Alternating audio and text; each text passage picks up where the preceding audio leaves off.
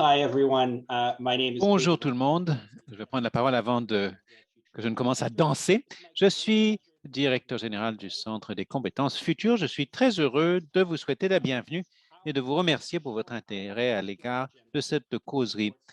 Comment pouvons-nous soutenir les PME pendant la période de relance à court terme et quant à nos besoins en matière de main-d'œuvre dans l'avenir grâce justement aux politiques à l'égard de main-d'œuvre? Nous accueillons des partenaires exceptionnels, la Chambre de commerce de l'Ontario, Global Life Capital, la Black Business and Professional Association et bien entendu nos amis au Diversity Institute de l'Université Ryerson qui font partie du consortium du CCF. Avant de commencer, quelques détails administratifs. Sur l'écran Zoom, vous verrez une boîte à outils, ou plutôt une barre d'outils qui vous donne des options d'interaction. La boîte de dialogue est ouverte, donc nous vous demandons de l'utiliser pour vous présenter, nous dire à quel organisme vous appartenez. Vous pouvez poser des questions tout au long de l'émission. Nous allons surveiller la boîte de dialogue et la boîte de questions-réponses. Wendy Secure saura animer cette complexe période de questions. Un service d'interprétation simultanée est disponible. Pour y accéder, veuillez cliquer sur le bouton Interprétation de la barre Zoom.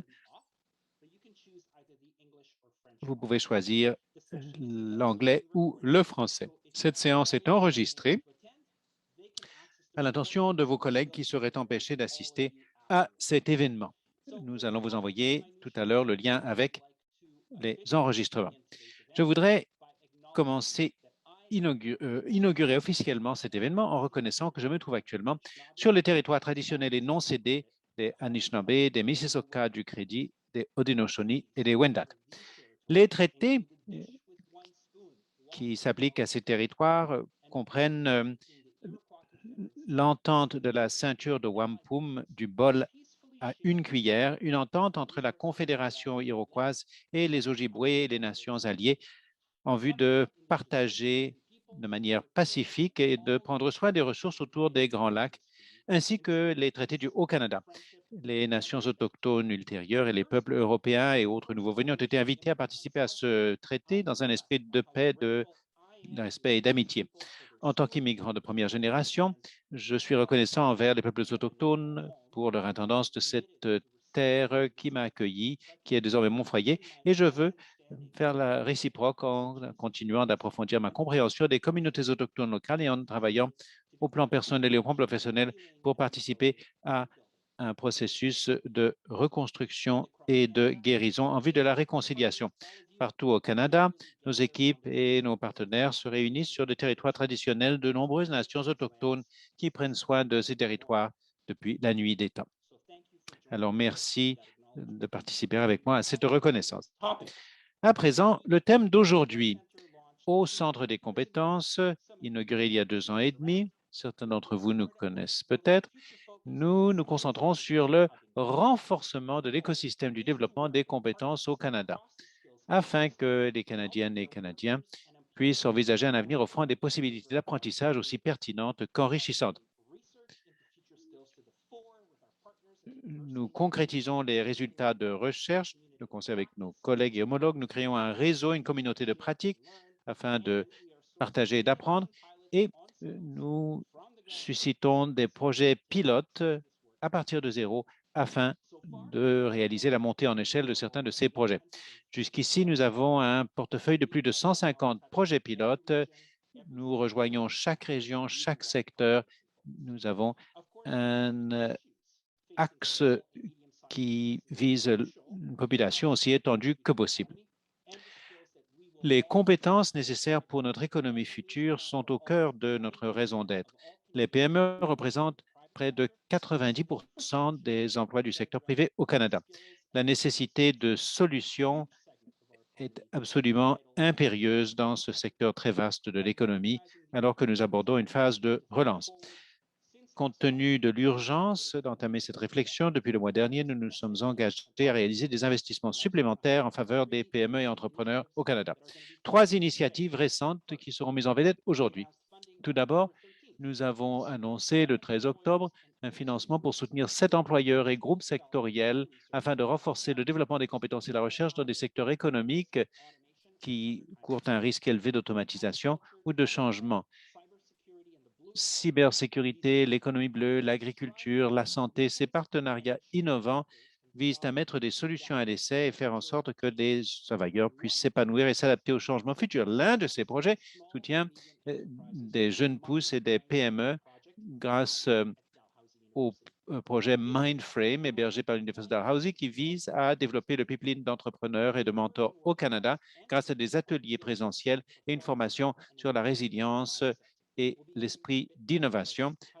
On va nous parler davantage de ce projet de pointe dans quelques instants. Nous avons également annoncé au mois d'octobre la création d'un partenariat de 1,5 million de dollars avec la Black Business and Professional Association pour offrir des compétences, un mentorat et un réseau à plus de 400 entrepreneurs noirs partout au Canada. Ce programme, intitulé le Black African and Caribbean Entrepreneurship Leadership Program, et il réunit les cours existants, déjà couronnés de succès de l'association, avec des activités importantes de coaching et d'encadrement en matière de compétences de vie et d'affaires afin d'aider les entrepreneurs noirs en leur proposant des solutions qui répondent à leurs besoins uniques et qui leur permettent de surmonter les obstacles systémiques. Enfin, nous avons annoncé dans 4 régions du Canada un programme très nécessaire en faveur des PME qui comporte une plateforme en ligne de formation et de gestion de l'apprentissage. Cette initiative, d'une valeur de 3,7 millions de dollars, est soutenue par 50 chambres de commerce et donnera à ces entreprises l'accès à des ressources et des outils clés pour les aider à fidéliser leurs talents et à alimenter leur croissance future, puisque ces entreprises ont dû faire face à des perturbations très graves du marché du travail en raison de la pandémie. Ce projet va soutenir au moins 200 PME au Manitoba, en Ontario, au Québec et dans la région de l'Atlantique qui peuvent dorénavant se préparer à l'avenir. La saison d'automne au CCF est déjà fort chargée avec comme priorité le soutien des PME. Nous sommes reconnaissants envers nos partenaires de leur participation et nous sommes très heureux de mettre ces projets en valeur aujourd'hui. À présent, je vais donner la parole à l'animatrice de la discussion, mon éminente collègue, mon amie, l'éminente Dr. Wendy Souquier, fondatrice du Diversity Institute et responsable de recherche du CCF, qui va présenter nos invités. À vous, Wendy. Merci beaucoup, Pedro, pour cette aimable présentation, aimable et flatteuse. Je suis ravi de me trouver parmi vous. Le Centre des compétences futures fait œuvre d'innovation en donnant un coup de projecteur sur les jeunes pousses et les PME. Comme Pedro l'a dit, c'est là où se trouvent la plupart des emplois au Canada. Or, historiquement, les PME n'ont pas été une priorité pour les programmes en matière de formation et de compétences. La pandémie a amené de nombreuses PME et la Chambre de commerce de l'Ontario et la BBPA ont souligné les besoins urgents des PME existantes, dis-je, ainsi que la possibilité de créer davantage de programmes. Nous savons que la COVID a eu un impact plus grave, a frappé plus durement les entrepreneurs noirs, les femmes entrepreneurs, les entrepreneurs autochtones et d'autres encore. Nous savons également, je suis sûr que Bryce va en avoir davantage à dire, en dépit des ravages de la pandémie, cette dernière a également suscité l'innovation. De nombreuses petites entreprises ont accéléré leurs projets de numérisation, de transition, de transformation, d'entrée sur de nouveaux marchés. Tandis que nous rebâtissons, mais mieux, nous devons faire en sorte que les PME et les entrepreneurs soient au cœur de nos préoccupations et réfléchir aux compétences dont ils ont besoin, aux talents dont ils ont besoin afin de se relever et surtout de reprendre leur croissance. J'attends avec beaucoup d'intérêt de m'entretenir avec nos panélistes afin d'éclairer ces questions et notamment les sections innovantes qui ont été choisies. Je suis en compagnie de mon amie Nadine Spencer, qui est entrepreneur à grand succès, chef de la direction de Brand EQ, avec des bureaux à Toronto, New York et Kingston, Jamaïque. Il s'agit d'une agence mondiale qui se spécialise dans le changement mondial, le marketing, les communications et les relations publiques. Elle est également présidente et responsable transformationnelle de l'Association des gens d'affaires et professionnels noirs, fondée il y a une quarantaine d'années. La BPPA est une organisation à but non lucratif dont le but est de faire progresser la communauté noire du Canada en facilitant la mise en œuvre de programmes qui soutiennent les entreprises ainsi que l'excellence professionnelle, l'enseignement supérieur et le développement économique. La BPPA fut l'un des architectes de la stratégie du gouvernement en vue de se concentrer sur la communauté dans son ensemble afin de faire parvenir à une croissance économique et un transfert de patrimoine intergénérationnel. Sont également en notre compagnie aujourd'hui Bryce Shashchak, qui est associé directeur général de Global Life Capital. C'est un fondateur et chef des finances de WinMobile. Vous vous rappellerez qu'il s'agit de, je pense, l'une des entreprises dont le démarrage a été le plus époustouflant dans l'histoire des communications mobiles. Il a plus de 25 ans d'expérience dans la création et l'exploitation d'entreprises comme Globalive. Il a travaillé chez PricewaterhouseCoopers. Il a également été agent de service dans les maritimes, provinces maritimes pour la réserve navale canadienne. Le projet hébergé par l'Université Dalhousie s'inscrit dans un réseau très important d'incubateurs et d'accélérateurs situés partout au Canada qui envisagent de nouvelles solutions en vue de favoriser le développement économique. Enfin, mais non des moindres, mon héros, Rocco Rossi, président et chef de la direction de la Chambre de commerce de l'Ontario, lui aussi est un entrepreneur et cadre d'entreprise à grand succès.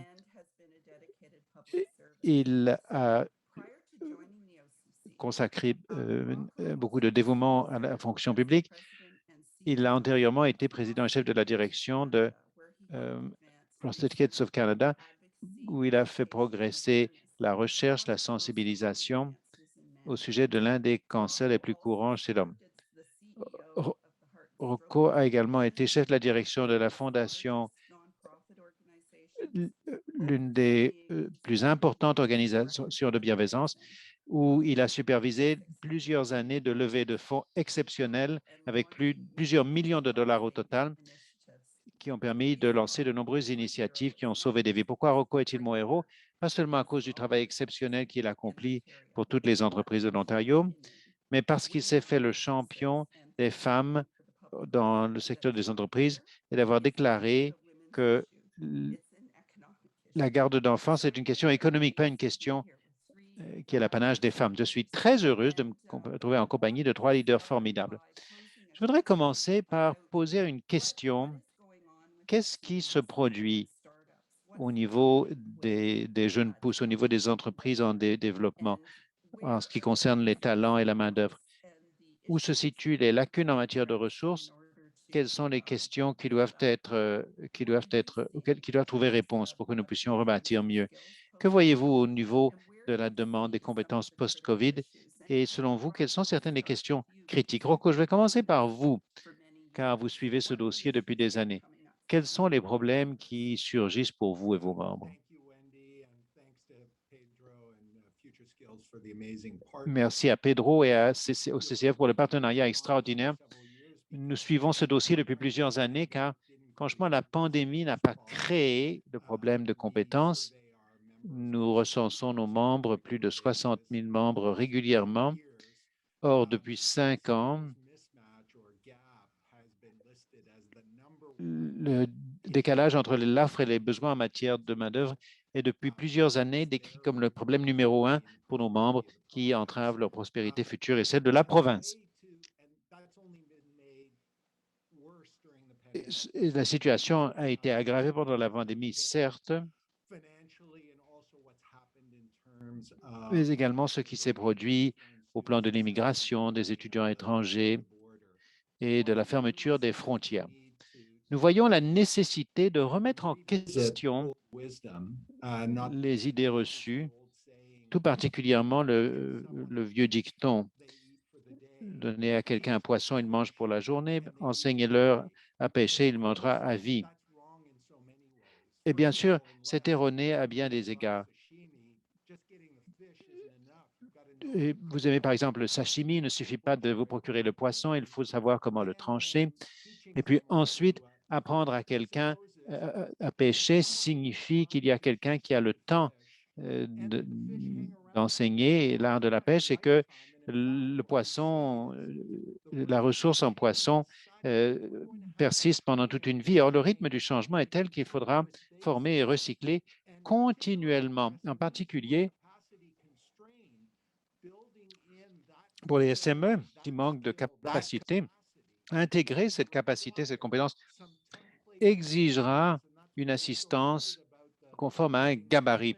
C'est pourquoi le système de gestion de l'apprentissage et les autres capacités que nous pouvons proposer nous emballent tellement. Nous pouvons aider à faire changer les idées reçues afin que nous puissions former et recycler les personnes tout au long de leur carrière. Il y a une chose qui est tellement emballante dans votre approche, c'est que vous pouvez, la Chambre de l'Ontario, votre réseau, créer une masse critique au niveau des PME pour les services partagés. Une opportunité extraordinaire. Et vous avez fait un travail très novateur au sein de la communauté au niveau des impacts de la COVID, mais des opportunités. Pourriez-vous évoquer votre point de vue? Volontiers. Encore une fois, merci pour cette discussion. C'est tellement important. Si nous n'évoquons pas des solutions à ces problèmes, comment allons-nous aller de l'avant? Donc, la conversation est excellente. Il y a une chose que j'ai remarquée très tôt, quand la COVID venait de commencer, nous avions un premier programme dont beaucoup d'entrepreneurs n'ont pas pu profiter. Je me dis, mais pourquoi est-ce le cas? Où sont les lacunes? Les lacunes sont liées au fait que nous avons des programmes, nous trouvons que c'est merveilleux. Votre analogie du poisson est très intéressante. Comment rejoignons-nous notre public? Comment rejoignons-nous les gens? Il s'agit de l'une de mes grandes constatations. Nous prenons pour acquis que tout le monde a accès à la technologie. Nous sommes tous ici présents grâce à différents appareils que nous pouvons utiliser. Et là,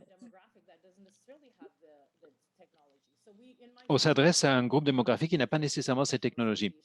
En tant que responsable de la Black Business and Professional Association, nous travaillons avec des entrepreneurs noirs un peu partout au pays. L'un des plus gros défis pour les entrepreneurs noirs en tant que gens d'affaires, c'est que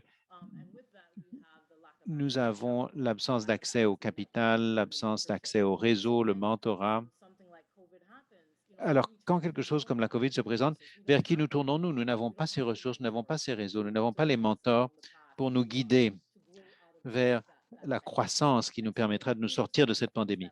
Voilà certains des éléments que nous avons constatés. Nous devons miser sur la formation. Quelles sont les formations dont nos entrepreneurs disposent, dont nos jeunes noirs disposent, pour les préparer pour ces emplois? Voilà. J'apprécie beaucoup le fait que vous ayez utilisé des recherches pour alimenter vos conclusions. Il y a une étude qui m'a frappé, c'est que les entrepreneurs noirs ont été 2 fois plus durement touchés par la COVID et avaient moitié moins de chances d'accéder aux mesures de soutien. Alors, Bryce, je voudrais vous donner la parole à présent. L'un des secteurs qui a connu un développement, voire une prospérité accrue pendant la pandémie, c'est le secteur de la technologie. Nous savons qu'il y a des obstacles, certaines personnes, certains groupes de surmonter des obstacles afin de réussir dans ce domaine. Pourriez-vous nous dire ce que vous voyez en tant que compétences pour développer l'innovation et la croissance dans le secteur de la technologie? Merci Wendy, ça me fait très plaisir de participer à ce travail. Mes associés et moi dans Mindframe Connect sommes très heureux de pouvoir partager certaines des leçons que nous avons tirées du programme. Alors, en technologie, voici la progression. En 2010, nous avons atteint le creux de la technologie. Il y avait la moindre quantité de capitaux affluant dans le secteur depuis des années. Nortel agonisait, BlackBerry luttait contre l'iPhone. Nous n'avions pas n'avions pas un système très étendu derrière ces compagnies. En 2010, des champions de l'écosystème se sont réunis et il s'est produit un millier de choses dans ce système complexe adaptif que nous appelons l'innovation. Par exemple, Homers Ventures, le régime d'action, euh, modifie sa politique pour l'accueil des investisseurs étrangers. Et pendant une dizaine d'années, nous avons constaté euh, un développement lent et méthodique de l'écosystème de l'innovation. Si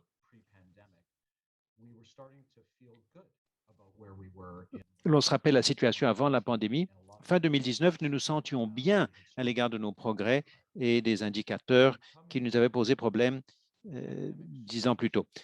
2020, la pandémie frappe. Le premier problème dans la technologie, c'est que bon nombre de ces entreprises sont en phase de croissance. Elles brûlent donc de la trésorerie, elles ont des problèmes de piste d'atterrissage et de décollage. Nous avons passé 2 mois environ à réfléchir euh, afin de réfléchir donc à la sécurité plutôt qu'au profit. Eh bien, il s'est passé un certain nombre de choses. Les mesures de soutien des gouvernements, la transformation numérique, la vague énorme de la transformation numérique qui s'est répercutée sur le commerce électronique, l'achat sur les canaux numériques, ce que nous avons vu dans la santé, l'accélération de l'IA. La liste serait longue. Et après une remontée très rapide, les flux de capitaux dans la technologie et la technologie reliée à la TI, certaines de ces OPI que nous connaissons bien, qui ont créé donc une marée montante d'opportunités et c'est contre-intuitif pour beaucoup de gens, je le sais bien. Cela a eu un certain nombre de compétences. Donc, en 2020, il y a eu des flux records de capitaux, des sorties records, et puis les effets secondaires de ce qui se produit quand il y a plus de ventes et la nécessité de croître. Quand on regarde l'ensemble du secteur de la technologie et que vous dites les compétences techniques et interpersonnelles, il y a eu un certain nombre d'éléments positifs et négatifs. Ça dépend du rôle, technique, vente. Notre pays était sans doute un peu manquait de compétences, il en manque sans doute encore. Ce flux de demande que nous ne pouvons satisfaire avec le système existant. Cela a entraîné de nombreuses augmentations de salaire, de très nombreux postes non. Il s'agit donc de recycler les gens, de les faire permettre de remonter en compétences aussi rapidement que possible pour qu'ils puissent réussir dans la technologie. C'est sans doute le secteur qui magnifie, qui grossit le plus le défi des emplois que nous voyons en Amérique du Nord. Je pense que l'un des problèmes clés en technologie, c'est que bien sûr, le secteur de la technologie et la demande d'emploi en technologie ne se situent pas uniquement au sein des entreprises qui fabriquent la technologie. La COVID a beaucoup accéléré l'adoption de la technologie. La demande de compétences en technologie dans tous les secteurs a donc augmenté spectaculairement et c'est également l'une des raisons, la COVID est l'une des raisons pour lesquelles Shopify est à présent la plus importante entreprise du Canada. Donc, des perspectives très différentes sur les impacts de la COVID sur différentes dimensions du monde des PME et des jeunes pousses. Parlez-nous de certaines des solutions innovantes que vous voyez et sur lesquelles vous travaillez pour tâcher de répondre à certains de remédier à certains de ces problèmes. Quelles sont les lacunes que vous voulez combler? Comment votre projet va-t-il permettre de le faire? Et surtout, comment allez-vous mesurer la réussite? Nous avons beaucoup, comme Pedro l'a dit, dans les compétences, dans les CCF, nous investissons dans de nombreux projets. Moi, je vois un potentiel énorme de parvenir à un changement réel dans l'ensemble de l'écosystème avec les approches que vous adoptez. Alors, Rocco, pourriez-vous commencer encore? Bon, je répondrai à votre question, mais dans l'ordre inverse. Mesurer le succès, à certains égards, ce sera assez évident. Nos sondages qui signalent l'absence de main-d'œuvre comme étant l'obstacle numéro un, la situation doit s'inverser. Si nos membres continuent de considérer que c'est l'obstacle numéro un, nous n'allons pas assez rapidement. And it really points to some of the issues that Bryce raised. Cela revient à certaines des questions soulevées par Bryce. N'oublions pas qu'il demeure un fossé numérique dans ce pays. Ce n'est pas tout le monde qui a accès au haut débit. Et cela a des conséquences énormes pour la capacité des entreprises à basculer et à intégrer une plus grande partie de leur activité dans la technologie, même s'ils ne sont pas des entreprises de technologie, elles doivent se recycler, monter en gamme. Et comme vous le disiez, Wendy, la pandémie a vraiment joué un rôle d'accélérateur. Si vous aviez des projets technologiques avec un horizon de 2, 3, 4 ans, il a fallu que vous le réalisiez en 3 mois. L'accès au haut débit est le problème numéro un. Donc, à la Chambre de commerce de l'Ontario, nous continuons de réclamer que les divers paliers de gouvernement et le secteur privé mettent au point un cadre pour diffuser le haut débit partout. Ça a des conséquences pas seulement pour les entreprises. Mais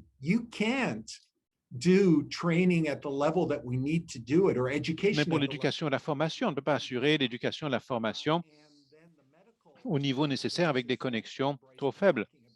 Les progrès médicaux, comme Bryce fait allusion, essayez d'envoyer une image à haute définition n'importe où avec une connexion téléphonique, ce n'est pas possible.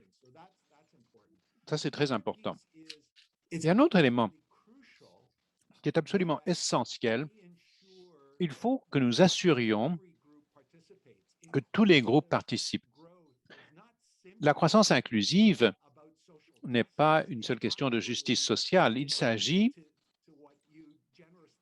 comme vous l'avez dit généreusement à mon égard, Wendy, la garde d'enfants est un problème économique fondamental, car la participation des femmes dans l'économie se situe à des niveaux que nous n'avons pas vus depuis le début des années 90.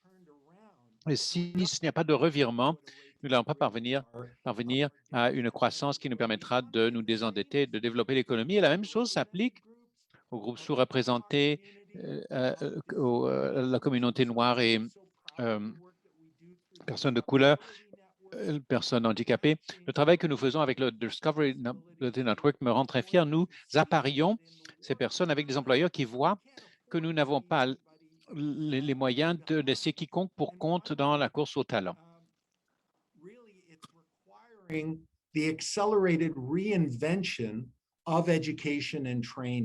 enfin, il faut réinventer très rapidement l'éducation, la formation, les microdiplômes, l'accélération des transferts de compétences grâce à une forte agilité, mais sans oublier qu'il ne peut pas s'agir uniquement de compétences uniques, car alors on se retrouve dans des circonstances où quelqu'un peut être excellent en codage, mais s'il ne peut pas travailler en équipe ou n'arrive pas à communiquer avec l'ensemble de l'équipe, cette compétence sera sous-utilisée. Cette combinaison est donc ce que nous recherchons et la raison pour laquelle nous sommes emballés par l'initiative, entre autres. Raising the digital divide because the access to infrastructure, we know, for example, half of Merci d'avoir parlé du fossé numérique, l'accès à l'infrastructure. Nous savons que la moitié des personnes autochtones au Canada vivent dans des communautés rurales et éloignées. Beaucoup n'ont pas d'eau courante, certainement pas d'accès à Internet.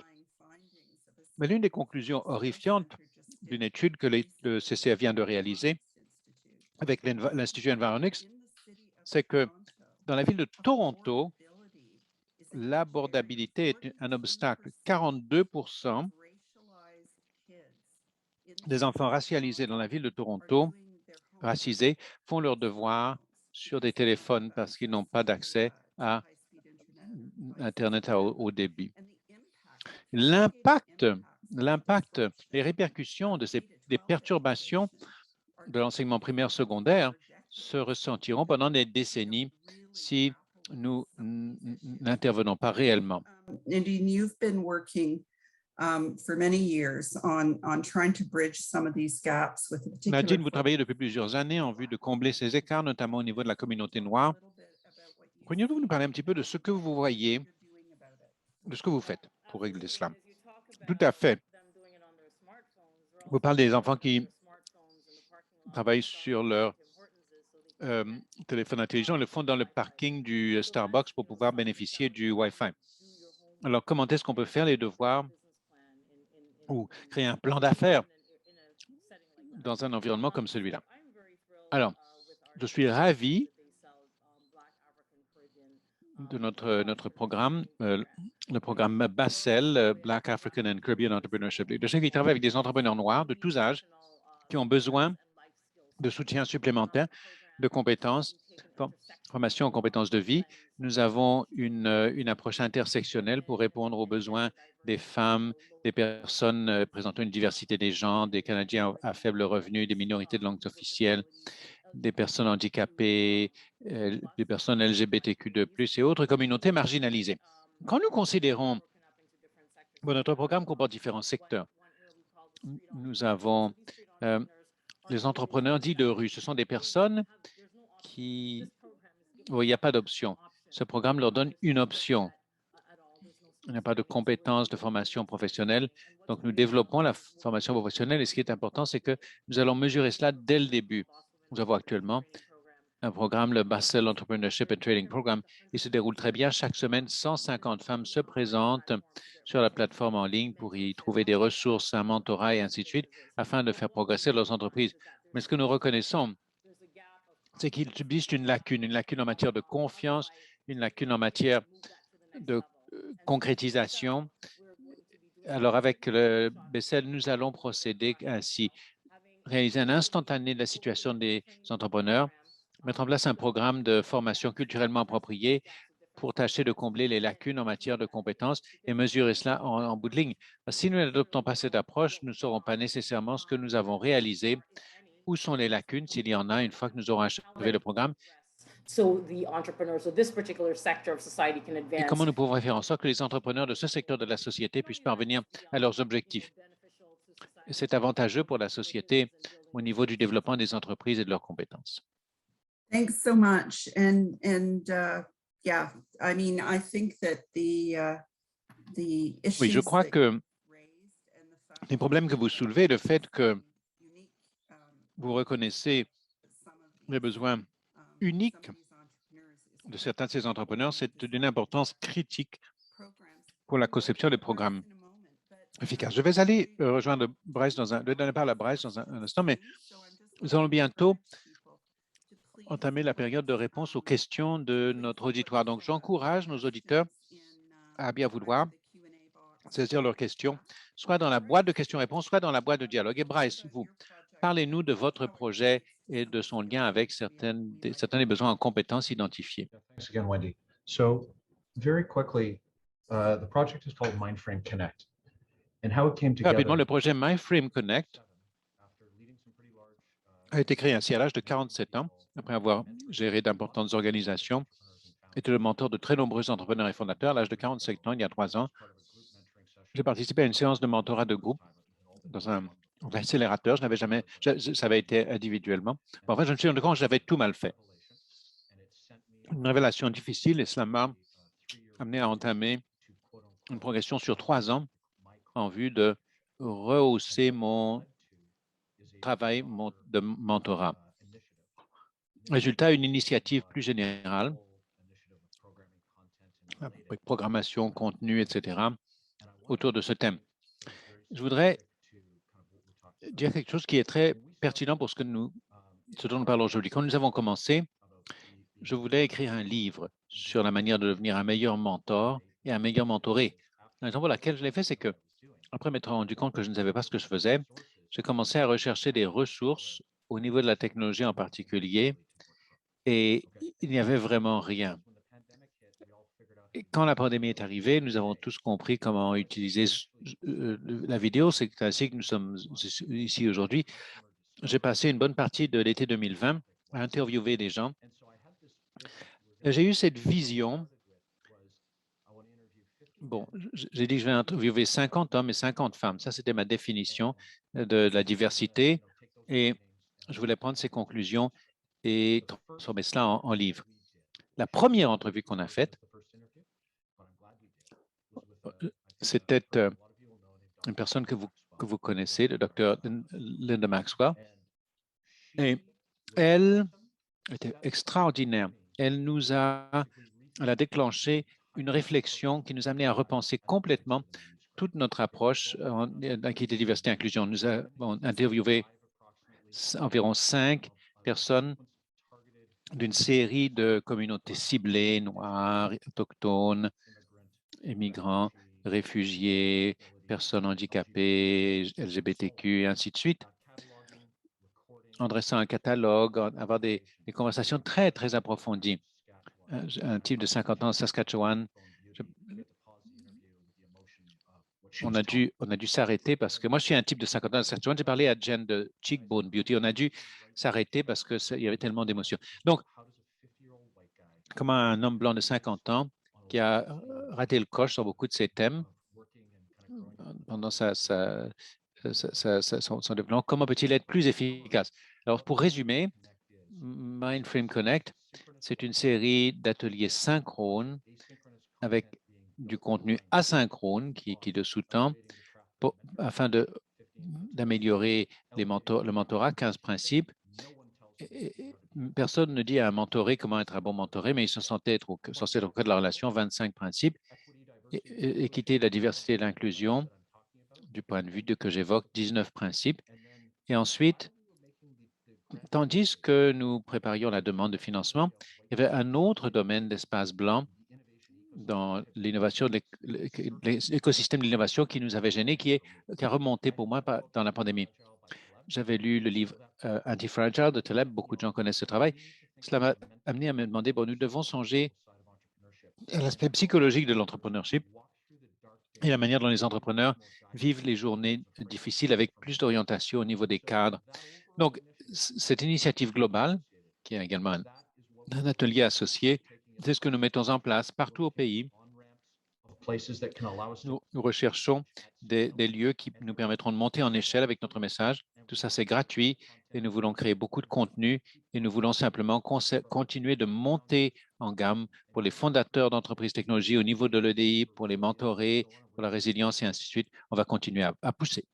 Thanks so much. And I'm looking at the chat. Merci. And I do Je regarde la boîte de dialogue et je crois qu'elle contient un bon nombre d'interventions très intéressantes. Tout le monde y met du sien, tout le monde explique ce qu'il fait. Il y a beaucoup de gens qui sont encore aux prises avec les leçons que Bryce a apprises. Quant à l'importance de reconnaître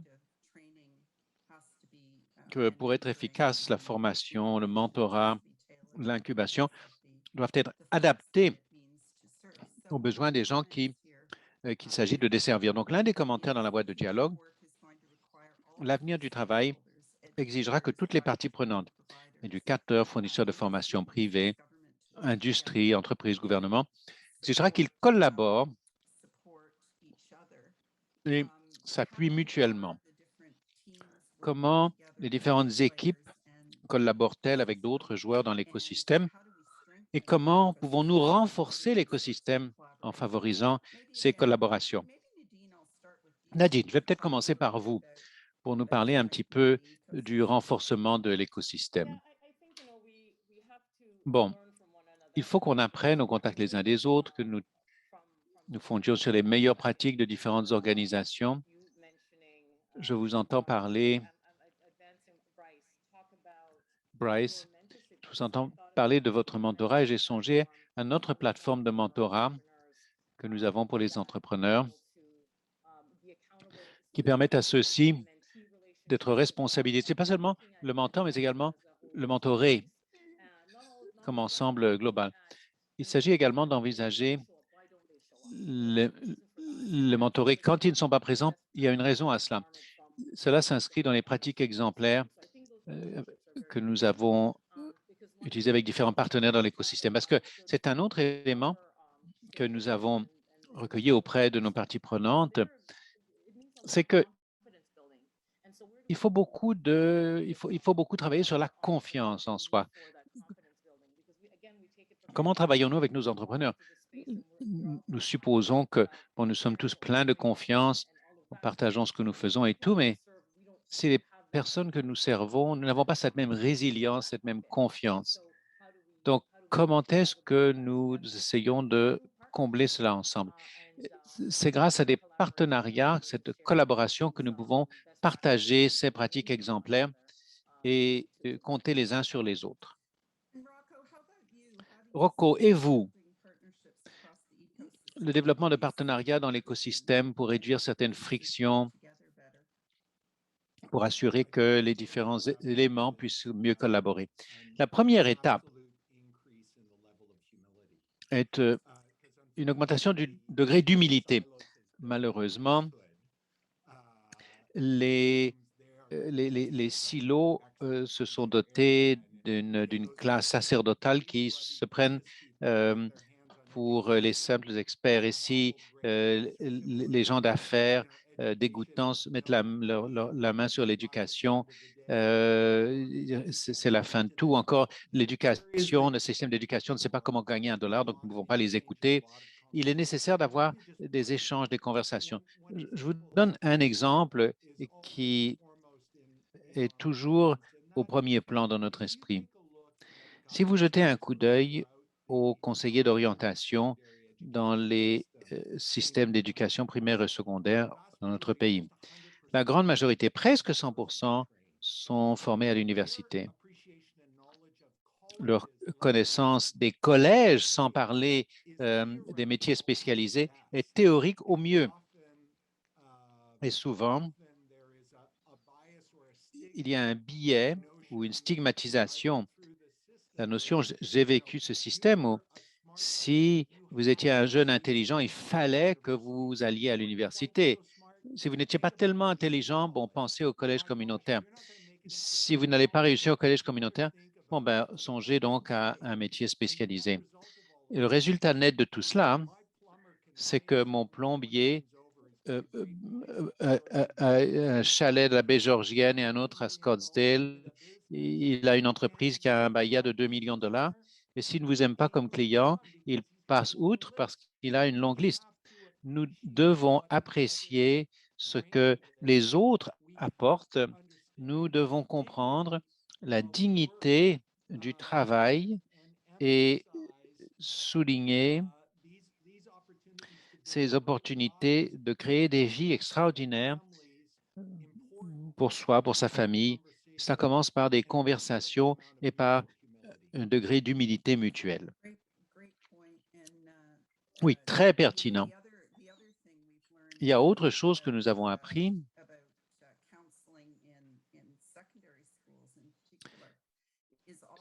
dans les écoles secondaires, c'est que les gens sont souvent aiguillés, les gens racialisés, les nouveaux venus,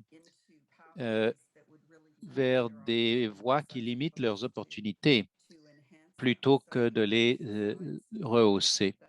Donc, je pense qu'il y a deux versants de la question.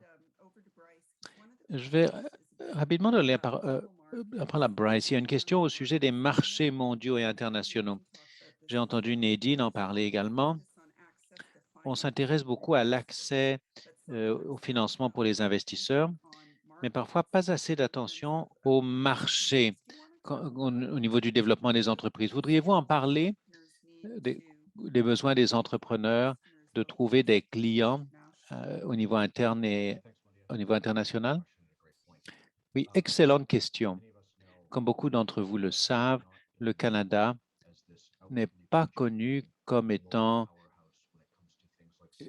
une puissance mondiale au niveau des ventes, des marchés, de l'acquisition de clients. Alors, je dirais que, bon, encore une fois, j'en reviens à l'écosystème auquel j'ai participé. Nous avons vu, depuis encore sans doute 5 ans, la notion de passer donc du démarrage à la montée en échelle. L'évolution logique du Canada, comme nous savons, c'est vers les États-Unis, le plus grand marché du monde.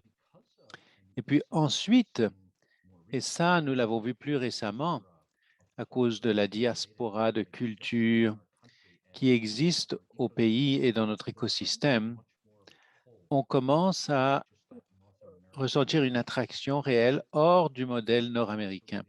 Est-ce que c'est parfait? Non, bien sûr.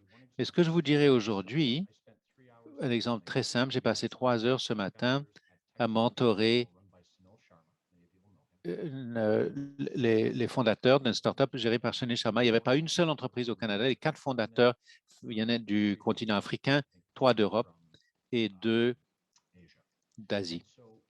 Et donc, nous nous internationalisons de plus en plus. Il faut que ça se produise plus rapidement, certes, mais nous commençons à voir les talents qui négocient la transition du démarrage à la montée en échelle. Quant à l'accès aux capitaux, ce que nous dirions, c'est qu'il n'y a pas de frontières pour les capitaux. Nous réunissons des capitaux surtout de Silicon Valley dans notre écosystème et sur beaucoup d'autres marchés qui sont présents au Canada pour financer des projets. Quand on songe à l'accès aux capitaux, plus spécifiquement, nous connaissons les étapes. Et pour vous donner un exemple, j'en reviens donc au type blanc de 50 ans, mes associés et moi-même, on essaye de songer à la manière dont on peut être plus réfléchi dans ce rôle. Donc, de notre point de vue, car il y a eu beaucoup d'initiatives, d'indicateurs, notamment parce que il y a certains fonds d'investissement qui ont été durement touchés par la pandémie. Nous commençons à faire des chèques, pas de bienfaisance. Vous devriez voir le portefeuille des gens qui ne sont pas présents dans ce secteur. Il y a donc un rendement du capital investi. Il y a d'autres bonnes raisons, mais il y a également le vieux proverbe selon lequel certains investisseurs de la Silicon Valley sont venus au Canada quand ils commençaient à émerger et ont gagné beaucoup d'argent parce que personne n'était présent. Maintenant, nous pêchons donc dans le bassin des fondateurs et ceux qui ne rejoignent pas donc les fondatrices, je le ferai au niveau du RCI, au niveau de l'EDI également. C'est ce que je dirais, c'est la manière dont nous pouvons aborder cette question. Oui, d'excellents éléments. Non seulement la diaspora immigrante a tendance à exporter plus et plus rapidement pour des raisons évidentes, mais les entrepreneurs autochtones ont plus de chances d'exporter. Et l'écart entre les hommes et les femmes va s'amenuisant, surtout au fur et à mesure que nous avons commencé la transition vers la plateforme numérique. On a vu pendant la COVID, beaucoup d'entreprises dirigées par des femmes sont passées de 6 distributeurs locaux de produits à l'ensemble de l'Amérique du Nord. Il y a des liens importants au niveau de la perturbation créée par la COVID et certaines des opportunités. Je vous demande si vous voudriez intervenir au niveau de l'accès aux capitaux, parce qu'il y a des compétences qui sont reliées à cela et sur lesquelles vous vous concentrez.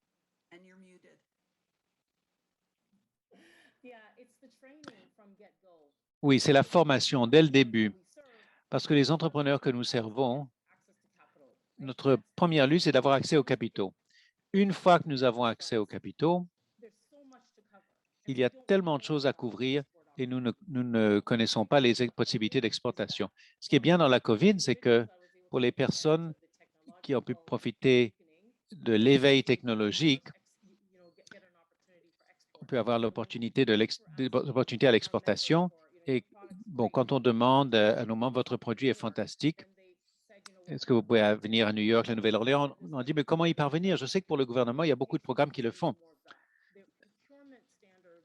Les normes d'achat, les structures, les règles d'achat, bon, il y a des opportunités, mais je demande toujours au gouvernement, montrez-moi combien d'entrepreneurs noirs ont reçu différentes possibilités de marché public? Je n'en connais pas. Alors, donc, pour que les entrepreneurs noirs puissent maximiser les opportunités.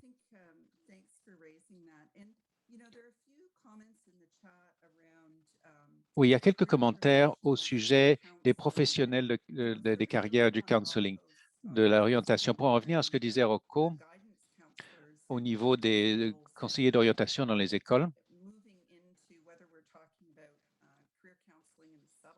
au niveau du secteur de l'orientation professionnelle,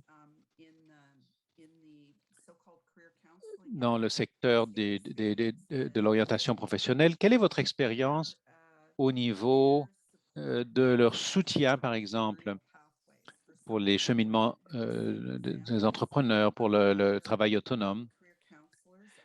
Est-ce que vous avez vu des cas où les conseillers d'orientation professionnelle qui orientent, qui aiguillent vers les possibilités d'entrepreneurship?